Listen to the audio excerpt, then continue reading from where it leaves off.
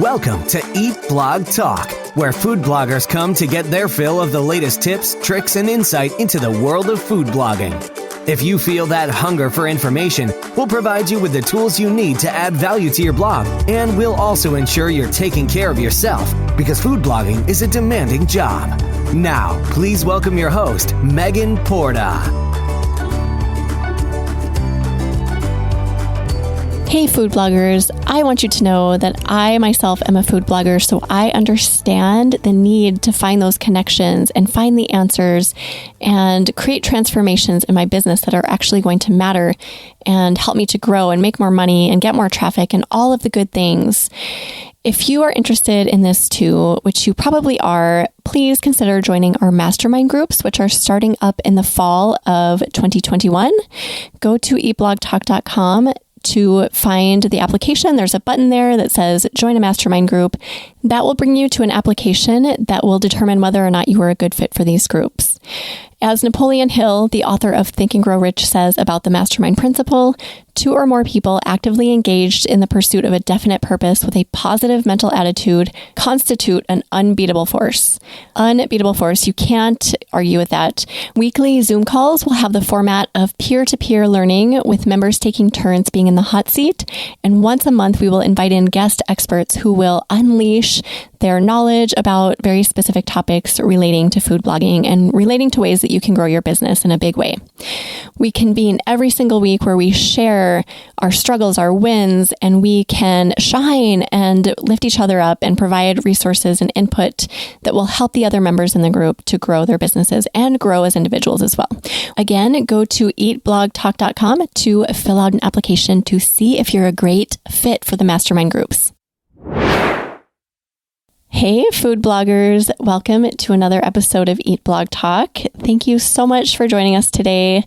I am super excited because I have Christine Brady with me, and she is from zestforbaking.com. We are going to talk about the power of the ask. So that simple act of asking people what they want and how much power lies in that.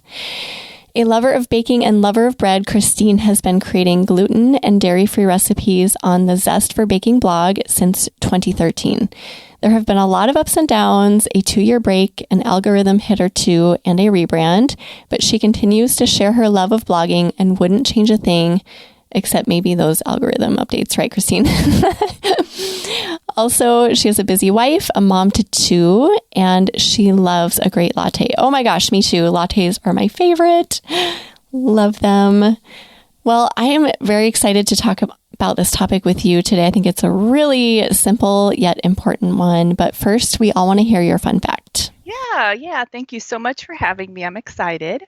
So my fun fact is I also have a yard card sign business. So I don't know if you've seen these signs out, but what we do is people rent these yard card signs from us, and it's like a 24-hour rental for birthdays, graduations, and we put it in their front yard. It's unique. I mean, it's fun, and that's why I say it's a fun fact, because it just puts a smile on everyone's face. It's when you wake up in the morning, and it's typically we do a lot of 40-year birthdays, 50-year birthdays, kids. And it's out in front of their yard, and it says, happy, 10th birthday, Zach. Yeah, I've seen those. I actually saw a picture of one on Instagram recently where it was for like a 16th birthday or something. And I thought they were so cool. I love that you do that. How long have you been doing that? Yeah, since 2018. Wow. So, do you stay pretty busy with that? Oh, we do. Yeah, it's. I have a friend who does it in Dallas, and I'm in kind of the Fort Worth area, Arlington. So it's and of course the pandemic. I hate to say it helped, but it definitely. Just like food blogging. People, totally understand that. Well, that's really cool. I love that. Okay, I'm excited to talk about the reason you're here today, Christine, which is just that simple act of asking people what they want and then delivering it. I also love that you found the world of online teaching that way, right? Because you do online baking courses, correct? Yes. Yep. Yeah. But I I think more importantly is like, how did you land on that? You didn't just pull something out of a hat and say, I'm going to do online baking courses. You actually put thought into how to figure it out. And I'm super intrigued by this because it's such a simple concept. So I would love if you just talked us through this process, like how you started it and kind of the process that you took your audience through. Would you mind sharing that with us? No. So, it's funny, just like I mentioned with the pandemic, pandemic time was great for food bloggers. I mean, we all, we definitely saw a nice uptick, but I kind of noticed, and I think just seeing in Facebook groups and just the chatter, once January kind of hit, things, of course, took a little slump. And then, now, of course, with where we're at with the summer and just it really, really, really took a hit, especially for it just me. I would say especially for me, but I know for everybody, it really has, right? Baking is just, so when that kind of started, I guess we back up to January. So when that kind of started, I wouldn't say I saw the writing on the wall, but I thought, oh man, I've got to do something. I want to make this year my year to really grow and just accelerate my business. And so one of the things that, I've been consistently doing with my, I call them my people, but my readers, because we're very close. I have maintained a very, close, I'd say relationship even with them. From day one, from when they first joined my email list. That's one thing I try to kind of work on and develop that relationship. Well, so it started, I thought, how can I best help everybody? I've got so many people are responding to my emails and saying so many different things. Hey, I need help with this, or can you clarify this? Or I get to this point in the recipe and I need to have a little more help, or it could be anything, so many different things. And so I got to thinking, how can I better help them? What can I do to kind of give them more information and help them in their gluten-free baking journey? And at that point, I was still kind of, toying with the idea of, is it maybe a private Facebook group? Is it, what could that actually be? A cookbook? I kind of had these ideas, and I just kept jotting them down like, okay, here's an idea. Here's another idea. I'm just going to kind of, keep a file folder or whatever of all these ideas. And so after I had all this kind of together, I thought, well, I have a pretty good email list. I'm going to do a survey. I hadn't done a survey in forever. So I started kind of putting together some questions and, with me, and I don't know if other people are like this, but I work on something and I kind of have to put a pause on it and then come back and just see if the questions, because, I hate to say it's a one-shot deal, but it kind of, to me, it was. I mean, I had one shot to get this survey right, and I couldn't go back and say, oh, wait, I'm sorry, I forgot a question. Let me throw this in there too. So finally I had the survey right, and I would say it's just a matter of a few days. It didn't take too long. And then I pushed the button and sent it out and said, okay, y'all, I want to hear from you. Tell me what is on your mind. Tell me. I had 7 questions. They were a mix of open-ended and things that, again, going back to my ideas that I thought maybe would help them. I kind of interweaved it a little bit, but tried not to lead them, Well, when everything was said and done, I had 630 responses. Oh my goodness. Are you kidding? I am not kidding. And so I was thinking, okay, maybe 200 responses, a survey, How many people are on your list? So at that time it was 11,000. So it was pretty big, right? I mean, in the scheme of things, I guess it was pretty good. But percentage wise, that is a massive It's response. Yes, yeah, especially for, I don't know, for me, I think surveys, and I think, oh, the response would be even less, right, than a click through to like a blog post. Yes. So it was wonderful. I mean, um, and these were not like, some of my questions were, like I said, open ended. So everybody typed stuff in. I mean, every one of those 630 typed. And so probably, Megan, it took me about a week to go over, and I still had more coming in. So what I used, Google Forms is great for that. And then they'll convert it into like an Excel sheet. And so you can kind of look basically on my monitors. I had the thing up and then the answers, so I could kind of go back and forth and just, align everybody to where I thought their answers were or whatever. But so I had all that up. So I'm going through it.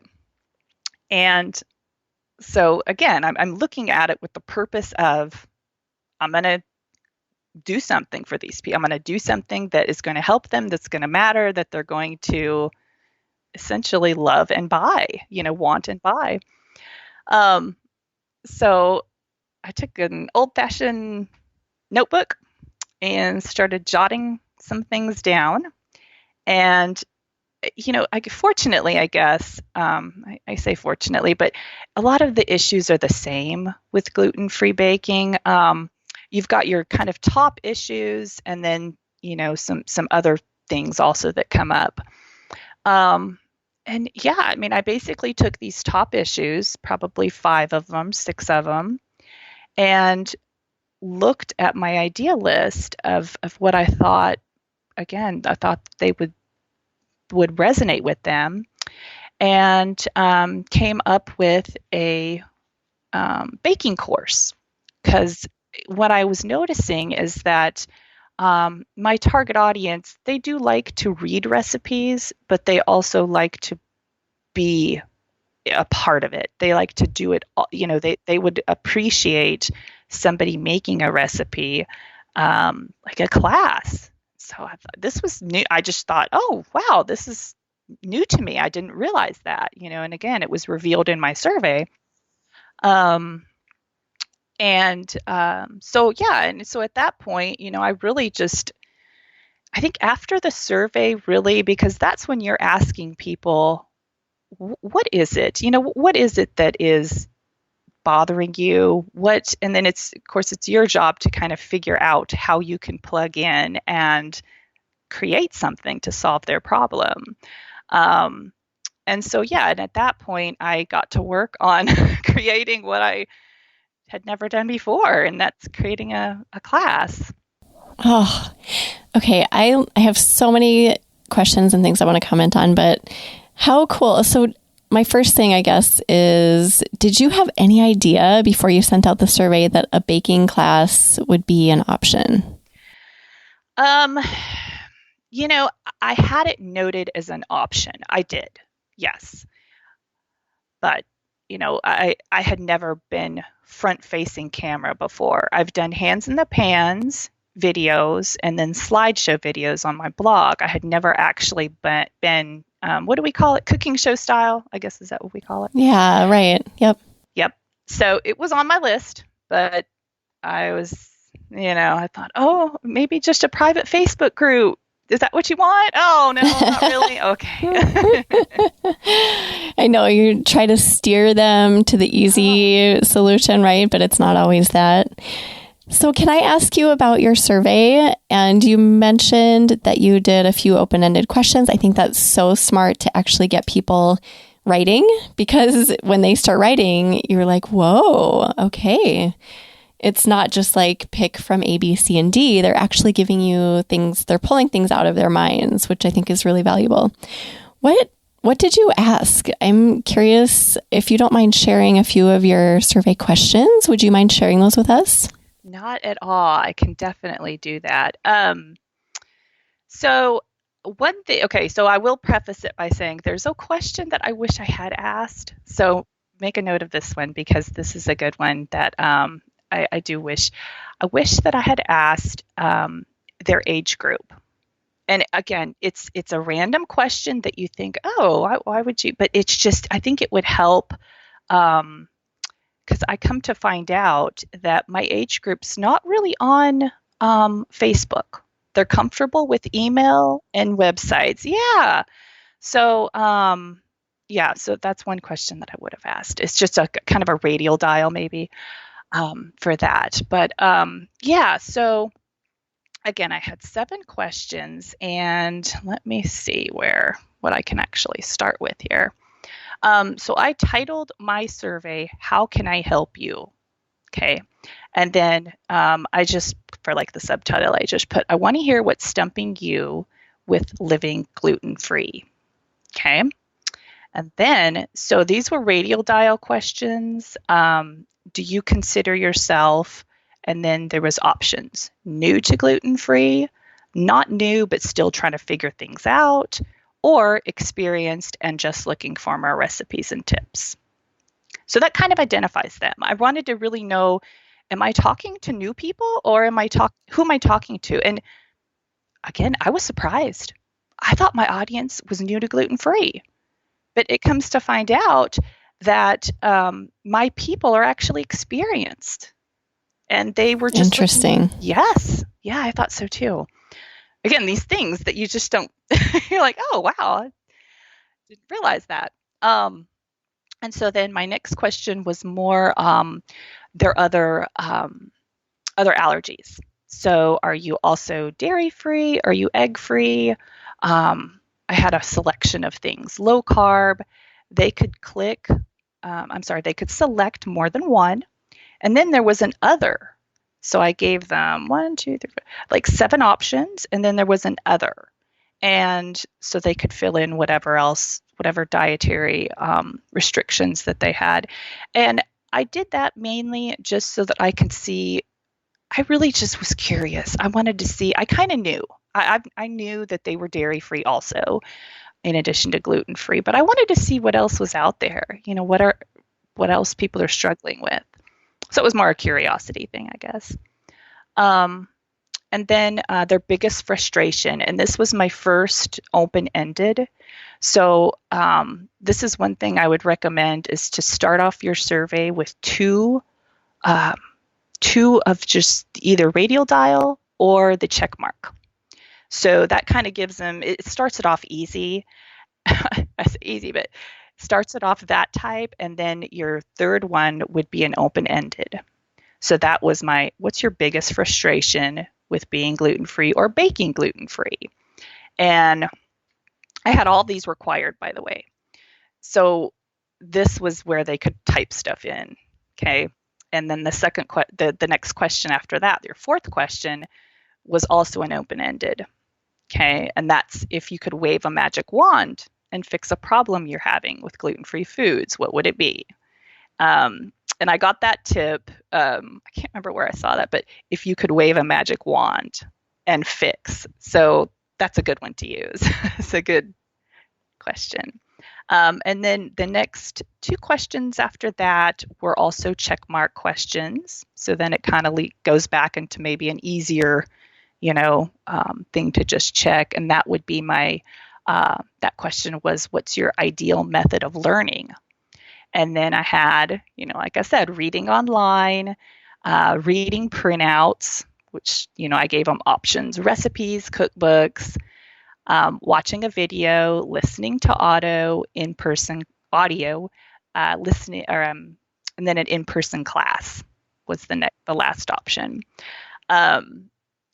And yeah, that's it. It definitely, that was a good spread. Reading online was definitely number 1, which I think with food bloggers would probably be, across the board. And then an in-person class had quite a bit too.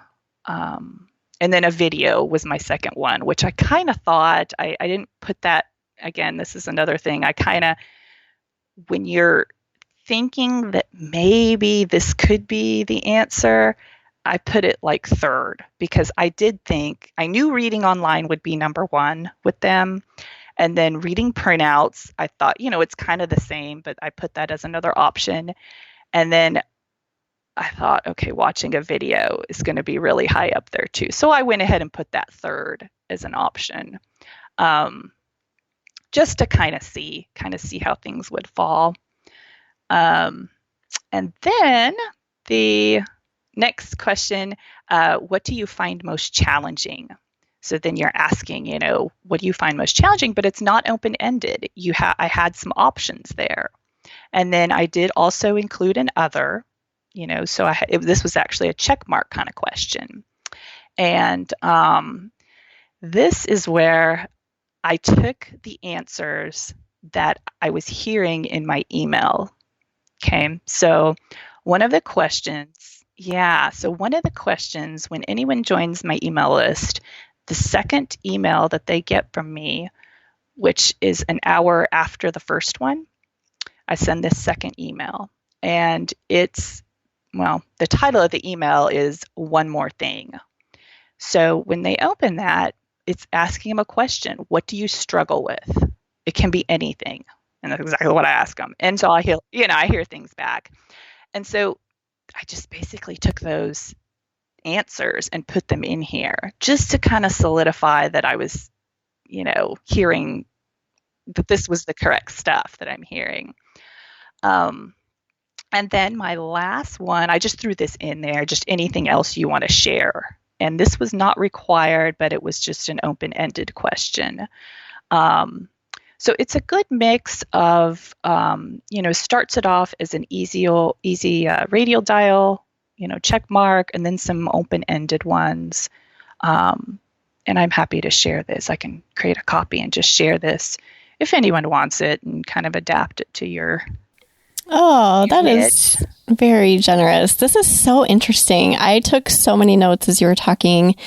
I love that you put so much thought into this, because I think when we think about sending out a survey, like you said earlier, a little while ago, it was like, yeah, I haven't done that in ages. What am I going to say? We don't really put a ton of thought into it, but the fact that you went through and put so much thought into not only the questions, but how you were going to pose the questions, whether or not they would have to write about each one, and then taking challenges and including them from a totally different email that had happened beforehand. That is all just so brilliant and well thought out. And you got over 600 responses. So clearly people wanted to take this survey and they were interested, and they didn't just start and stop. They actually submitted it.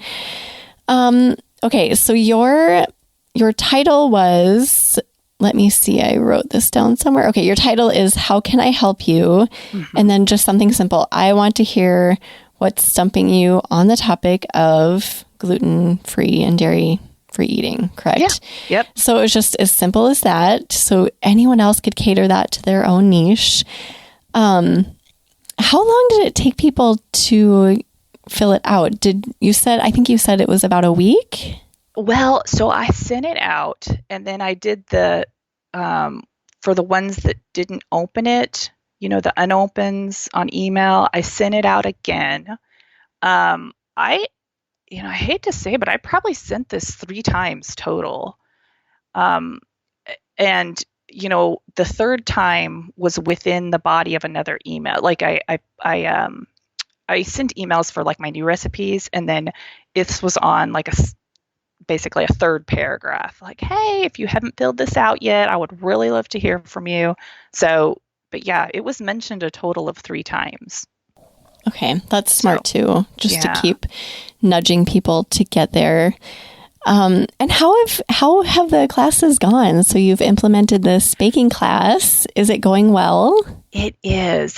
So, so I, again, after this survey, then it kind of led me to okay, I got to get busy and create something. And I would say it took probably 2 months. And in that meantime, I had told them, when I sent my thank you email for them for filling out the survey, I had said, I'm going to be working on something, just give me a couple months, but I'm going to have something ready. And I did. I anytime, I kind of, that's just kind of a rule I've given for myself, that if I tell them I'm going to do something, I'm going to get busy on it. And so I did. It took me 2 months. And then I did my first, this was pre-recorded. Now I called it a master class. And so I had recorded, it was basically me. It was a series of like 3 classes. And in one of them was me actually making this bread that it's good. It's a real good bread that they all love. And I hear people talk about a lot. It's just one of my recipes that's a good one. But again, I was getting questions on it, and that's great. You want questions as a food blogger when people are talking about it. Yeah, absolutely.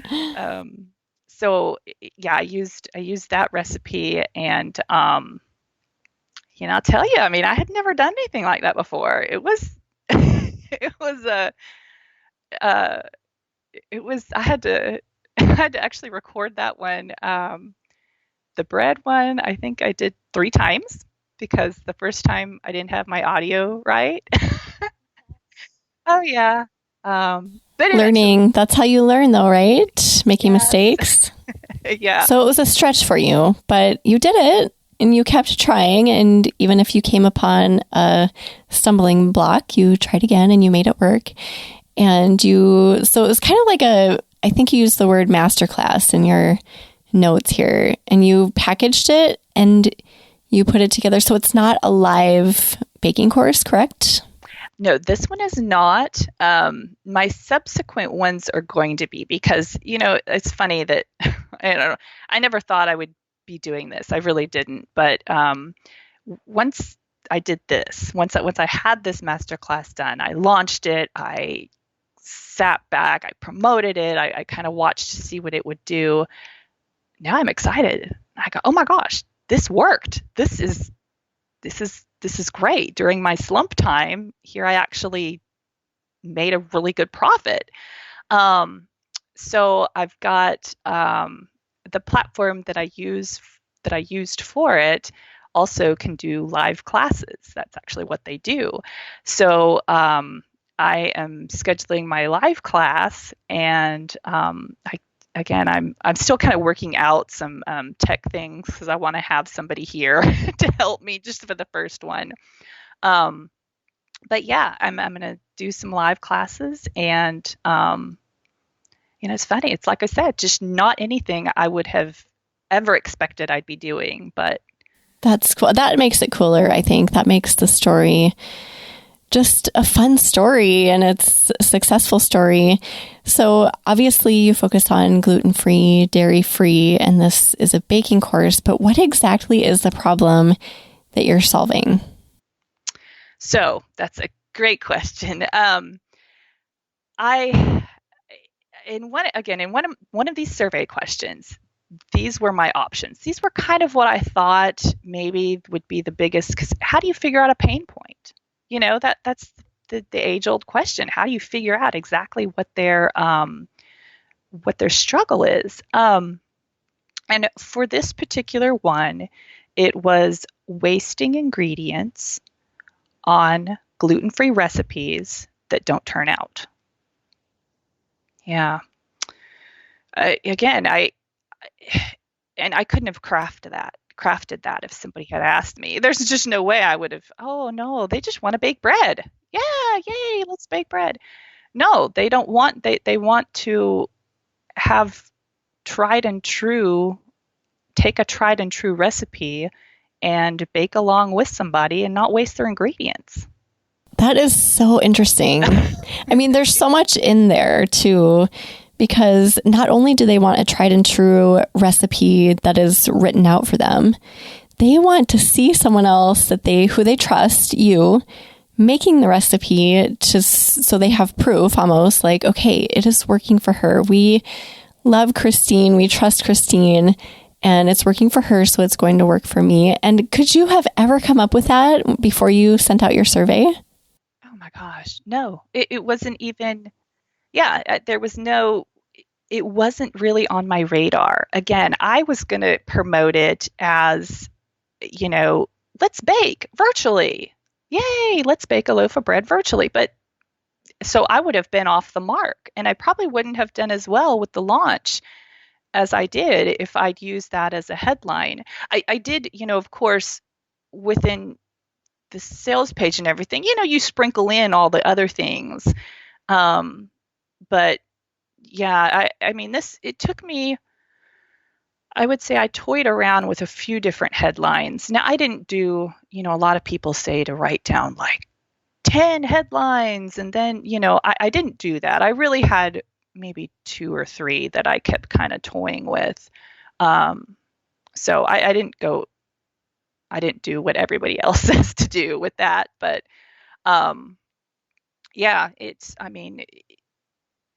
it worked, and couldn't be happier. I mean, I would definitely, the launch did really well. I think for a lower, I priced it at $29 for the week. I had it launched for 1 week, and then and on the sales page I had put, it's a 40% discount, so it was going to go back up to like 49, which I think the math is a couple of percentage different, but up to 49. And that was another thing that I kind of didn't, again, we're food bloggers, we give stuff away. We have recipes, galore that are free. They don't have to do anything for them. So the idea of actually charging for something was, that actually took me a little while to.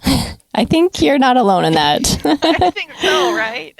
Yeah, I think that's one of our pain points as a bunch of food bloggers, is that we are so used to giving away things for free that it takes us a while to come around to the idea of charging. And I mean, I am all for food bloggers charging. But yes, I agree. It's not just you, Christine. I think we've all been there. But I just love this. Okay, so it's such a simple concept that we provide answers to our people by focusing on a pain point. It's so simple, but we overcomplicate. Like, how do we get to that pain point? And we assume what their pain point is. I've done that for so many years. We make guesses and we think, well, maybe because it's my pain point, it's also their pain point.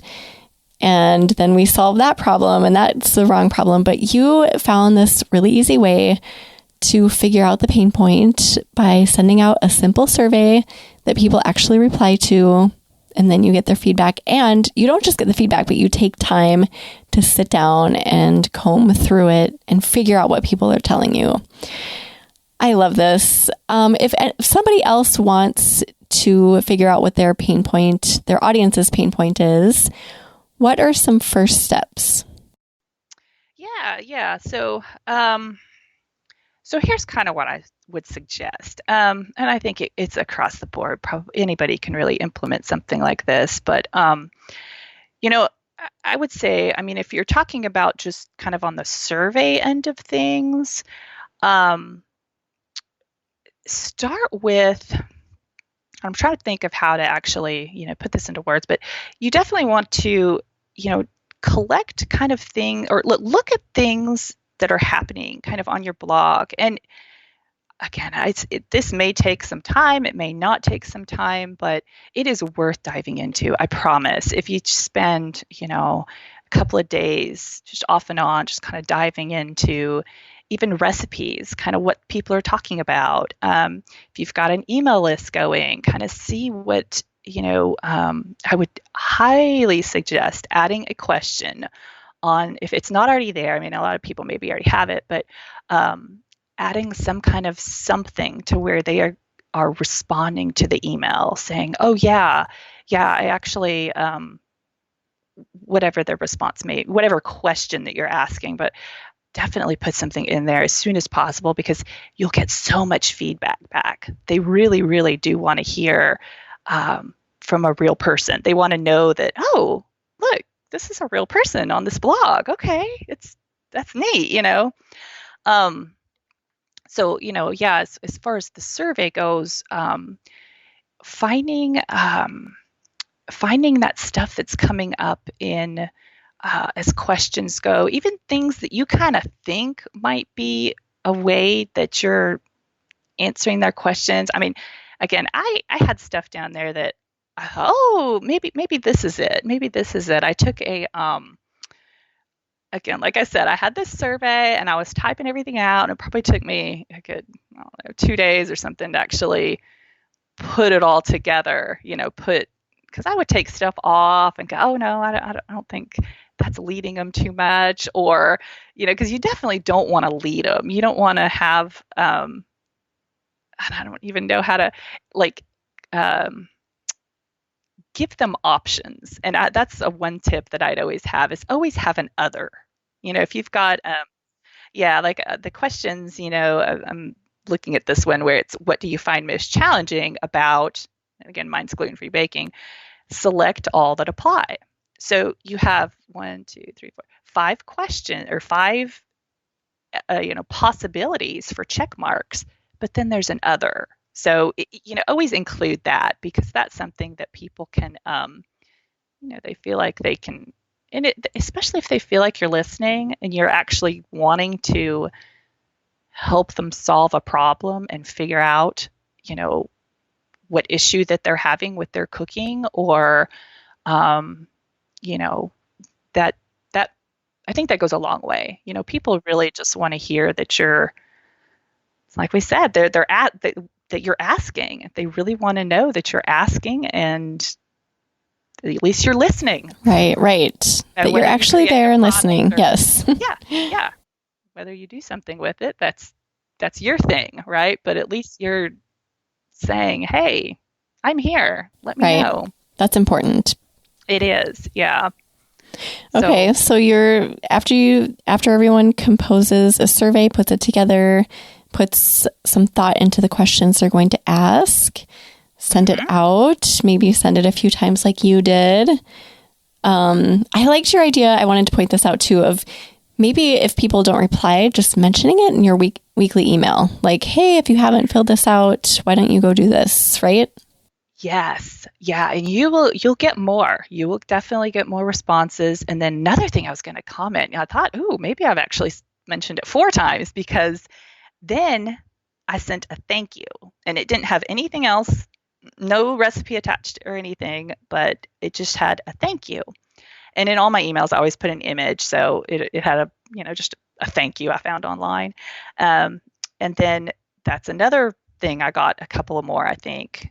I'm pretty sure. I know I did. So when you tell them, hey, thank you so much for sending this out. I just love hearing from you.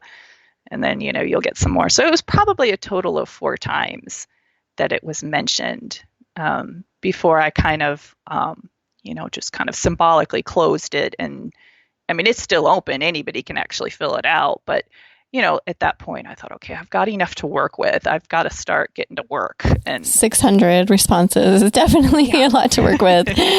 Wow, that's so impressive. So then you just took the time. Did you set a few days aside, or how long did it take you to really feel like you were understanding the responses?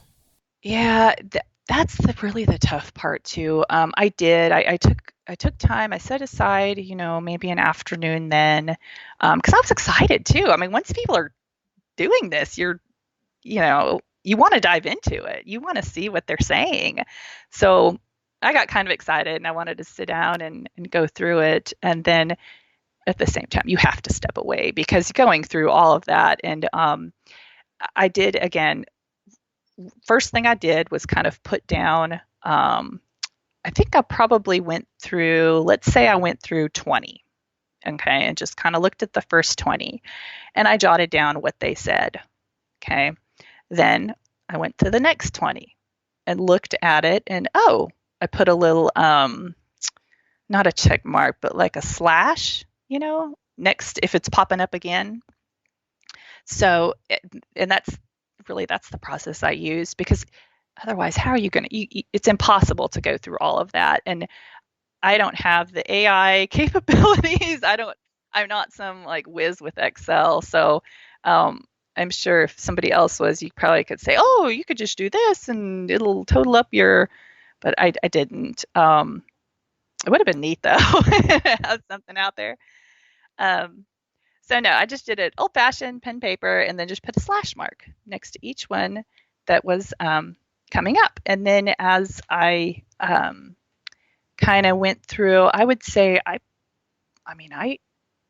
did this, like I said, off and on for a few days to make sure that I was kind of accounting for everything that was on there. And I ended up circling, let's see, I actually circled 3 things and then starred 1 thing. So that's kind of how it ended up that they're wasting ingredients. It's just one of those things that, I didn't, and here's the interesting point on this, I didn't even have that as an option. It was never on there, as I never even listed anything having to do with wasting ingredients.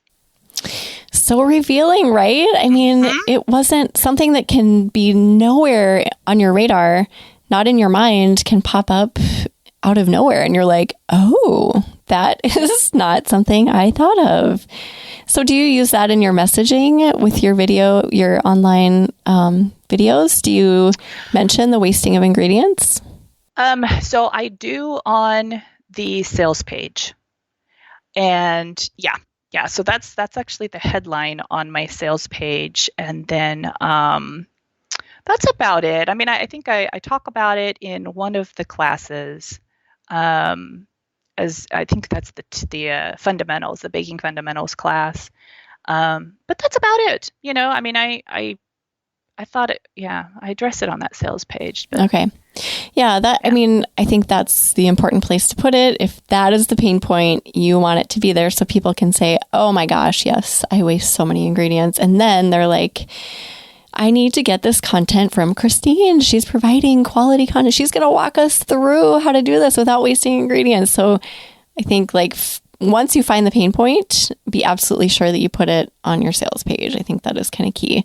And then, exactly. So after you read through the answers, you take a few days, you comb through them. I love that you made stars, or you put little, some sort of notation by the ones that were popping up again and again. And then you just pick the product idea that is solving one of the main pain points and you dive into selling it. And that's like magic, right? I mean, it's so simple, yet so hard. It is. And, I'll tell you too, this is another thing where I had to kind of come to terms with it that, there are so many, and I even address it on the sales page because there are so many videos. We all know, right? You go to YouTube, you can watch all kinds of videos, but one thing that, again, I had to keep reminding myself of as I'm going through this journey of creating this product, that your people want to hear from you, So that was another thing that because if anybody is thinking of, I'm going to do this, but shoot, there's so many out there. Why would people pay for that? Because that obviously as a blogger and creator and all of that, that's where I struggled the most is, it's you. Yes. And they want that video series from Christine. They don't want that delivered from the blogger next door. They want it from you, and your unique message and the way that you deliver that is important to them. So I love that that's kind of a key thing that you brought out here, because it's not just from anyone. Your audience wants to hear from you. So to keep that in mind as you're figuring out the product and then creating it. So I'm really glad that you pointed that out. Is there anything else? I know I've said this a million times, but it's so simple. We've got to find that pain point, but it's I talk to a lot of food bloggers, and this is so hard. It's it's like one sentence, a few words, but it's so hard. So is there anything else you want to leave us with as far as anything we've talked about or anything additionally? How do we do this? What are your final words of advice? Yeah. So definitely, my final words of advice, I definitely would say, again, it's you. Okay. And funny enough, people are so forgiving. I've had as I watched for example, I watched my promo video that I had done, and I kind of thought, oh, shoot, that wasn't right, but again, people don't realize that. You're the one that's realizing that. So that's what I would say for that is addressing that. Yes, it's something you should do. Your people will love you for it. And then, yeah, I mean, as far as, figuring things out and making, crafting maybe is the word, crafting that ask. It's, I think the longer that you have an email going, and this what do you call it, like a sequence, if you have an email sequence going, as long as that is in there, you will get people to respond, because that's actually one thing that I'm doing right now is revamping my email sequence, when people first sign up, because I do feel like that's your one shot, and now that I have, and I think anybody, even if you have an ebook or something that you're selling, that's your shot to kind of introduce them to you and go, oh, this is this person. I actually, and I kind of, I don't know, I reveal a little bit about myself. I'm private, but yet, I do let them in a little bit on my life. And it just seems to help. I don't know. I know food bloggers we try to just, keep it all about the recipe. And that's what we're told to do because we should do it. But, I think there is an element of listening, and, a smile goes a long way. I don't know. I could go on and on, but no, I so agree with that, because depending on the experts we talk to or listen to, we hear that we should strip our personalities out, at least to a certain extent. And I just so disagree with that. I feel like our audiences are not going to fall in love with us if we don't have a personality, if we're just solely delivering information.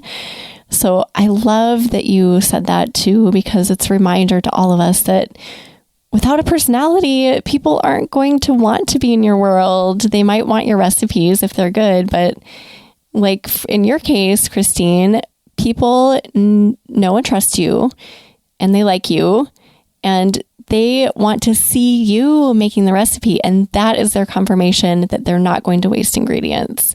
So I think that's kind of the missing key, is that, if the personality's gone, then are they going to care about watching your videos? Probably not.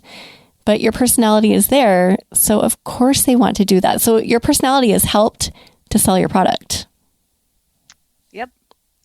You said it very nicely. Amen. Yeah. Amen. Right? Yeah. Oh, that is, okay. This has been such a fun chat. I just think there's so much value in this little teeny tiny concept. It's so simple. Put some time into it like Christine has done, and really you've really put love into it. You've really thought through the questions and your people, and you did some work beforehand by asking them questions in other emails. And just, if you can do that, then you're going to get those pain points delivered to you, and then you can act on them, and then you can also make money. So I've just loved everything. Thank you for being here today, Christine, and for everything you've shared. This has been super valuable. Absolutely. Thank you for having me. It's been fun, and I'm glad to know you. And I would just love it if you would share with us either a favorite quote or words of inspiration. Yeah. So words of inspiration would be to get something out there. Ask your people what they want and get it out there. Yes, just do it, right? Just do it. Put out a survey. Start composing your survey today. I love it. Just do it. Well, where can we find you online, Christine? Can you share your website, Instagram, anywhere else that people should go to look for you? Yeah. So I am at zestforbaking.com, and it's just all one word. And then, so Instagram is just zest_for_baking. Perfect. And we will put together a show notes page for you, Christine. So if anyone wants to go look at those, we may even put some of those questions that we talked through on there if Christine's okay with that. So you can find all of that at eatblogtalk.com/zest for baking. So go look there. And just thank you again, Christine, for being here and taking the time. And I just appreciate you. And thank you so much for listening, food bloggers. I will see you all next time. We're glad you could join us on this episode of Eat Blog Talk. For more resources based on today's discussion, as well as show notes and an opportunity to be on a future episode of the show, be sure to head to eatblogtalk.com. If you feel that hunger for information, we'll be here to feed you on Eat Blog Talk.